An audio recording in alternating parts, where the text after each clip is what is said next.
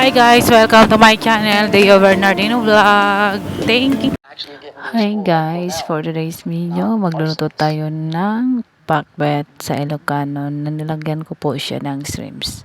Ako po si Deo at tara, magluluto po tayo. Ito po guys ay isa lamang pong recipe na paborito ko, which is Ilocano pakbet po ang tawag namin dito.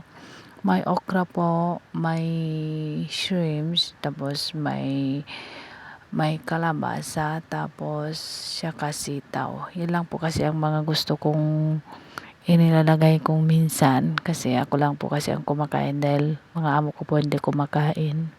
Tsaka dinagdagan ko na rin po ng meatballs. Ayan. So, ayan lang po guys. Sinagyan ko lang po siya ng bawang sibuyas, tapos nilagyan ko siya ng bagoong saka magic sarap para magiging magic ang sarap. O, di ba guys? So, maraming salamat din po sa mga sumusuporta, sa mga Ilocana dyan. Agyaman po kadagiti support tayo kanyak. Thank you very much po. God bless everyone.